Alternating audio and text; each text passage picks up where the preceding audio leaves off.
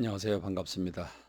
말씀을 사모하는 여러분, 오늘도 말씀이 여러분의 삶을 힘있게 그리고 은혜로 주님과 더불어 동행하는 삶이 되도록 인도하는 길잡이가 되기를 바랍니다. 오늘은 사무엘하 16장부터 20장까지 말씀을 함께 묵상합니다. 이 말씀은 다윗이 밧세바를 범한 후에 말할 수 없는 고난이 찾아오게 되는데, 그 고난이 찾아오는 그 이유가 무엇인지, 우리가 어떻게 그 고난을 받아들여야 되는지 함께 묵상하는 시간이 되기를 바랍니다. 밧세바를 범한 이후에 다윗의 삶에는 줄줄이 그 형통하고 평화라는 삶이 깨져버리고 맙니다. 아들 압살롬이 반역을 일으켜서 그 아버지 다윗의 그 후궁들을 백주에 동침하고 아버지 다윗을 죽이겠다고 군사를 동원하게 됩니다. 얼마나 다급했던지 사무엘하 15장 30절에 보면 다윗이 감람산 길을 올라갈 때에 그의 머리를 그가 가리고 맨발로 울며 가고 그와 함께 가는 모든 백성들도 그렇게 자기의 머리를 가리고 울며 올라갔다, 이렇게 말해주고 있습니다. 오죽하면 머리를 가리고 맨발로 울면서 갔겠습니까? 도망을 갑니다. 목숨이 경각에 달려 있습니다. 사울 왕의 친족인 시므이가 도망가는 그 다윗을 따라가면서 돌을 던지며 저주를 하고 있습니다. 생각해 보면 참 그 이후에 계속 괴로운 삶이 다가옵니다. 남북은 갈라지고 그리고 세바라고 하는 사람은 반란을 일으킵니다. 정말 형통하고 평안하던 잘 나가던 다윗의 삶이 깨져버리고 맙니다. 죄 때문이죠. 죄는 파괴성이 있습니다. 죄의 결과는 우리에게 불행을 가져다 준다는 사실을 알아야 합니다. 우리가 영적인 원리를 살펴보십시다. 왜 이런 일이 생길까요? 사무엘하 12장 10절에 보면 하나님께서 그 밧세바를 범한 다윗에게 이렇게 말씀을 하십니다. 네가 나를 업신여기고 햇사람 우리아의 아내를 빼앗아 네 아내로 삼았은즉 칼이 네 집에서 영원토록 떠나지 아니하리라 말씀하셨습니다. 칼이 내 집에서 영원토록 떠나지 않을 것이다라고 말씀을 하셨다는 것이죠. 하나님께서 또 말씀하시기를, 보라, 내가 너와 네 집에 재앙을 일으키고 내가 네 눈앞에서 네 아내를 빼앗아 네 이웃들에게 주리니 그 사람들이 네 아내들과 더불어 백주에 동침하리라.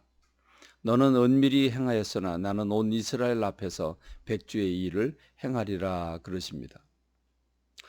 여러분, 어쨌든 밧세바라고 하는 여인을 범한 이 죄악 때문에 하나님은 진노하셔서 그 다윗의 삶에 그 형통함과 평안함이 깨어지고 고난과 그런 아픔의 사건들이 계속 점철이 됩니다. 그럼 여기서 우리가 한 가지 의문을 하게 되죠.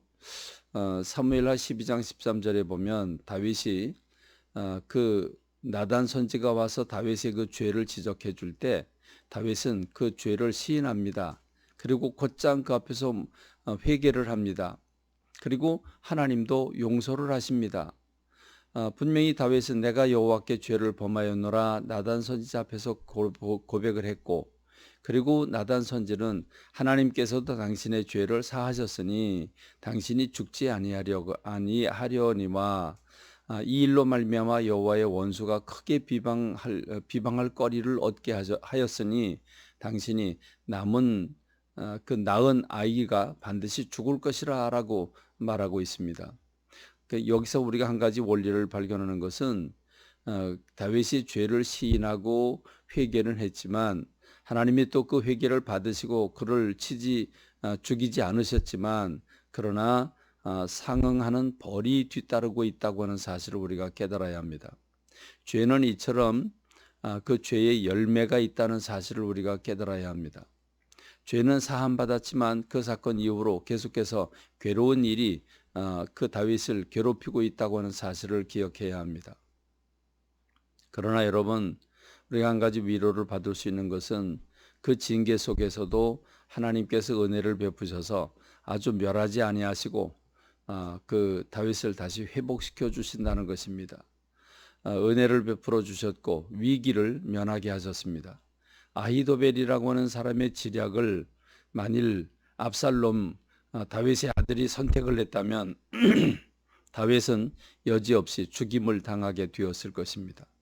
그러나 하나님은 그 길을 막으시고 후세라고 하는 다윗의 그 신복의 말을 들음으로써 다윗은 정말 위기를 모면하게 됩니다.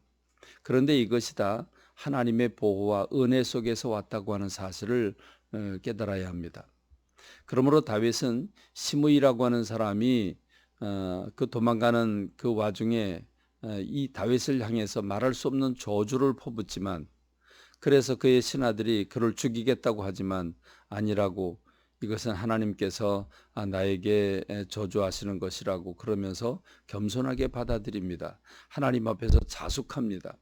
이러한 다윗의 태도가 하나님으로부터 다시 쓰임받는 계기가 되었을 것이라고 저는 생각합니다. 만일 다윗이라고 하는 사람이 하나님 앞에서 교만하고 혈기왕왕했다고 한다면 여러분, 하나님께서 다윗을 치셨을지 모릅니다. 그러나 다윗은 겸손하게 자기의 잘못을 시인하고 저주를 하더라도 그걸 그대로 갚지 아니하고 다 가슴에 새기면서 회개하는 심정으로 겸손하게 자기의 잘못된 그 잘못을 받아들였을 때 하나님은 다시 회복시켜 주셔서 삶의 자리로 돌아가게 하시는 것을 우리가 봅니다. 그러므로 오늘 저와 여러분들이 하나님 앞에서 겸손하고 하나님의 마음을 알고 하나님을 기쁘시게 하고 하나님의 뜻대로 살아가는 저와 여러분이 되기를 바랍니다. 감사합니다. 말씀을 맺겠습니다.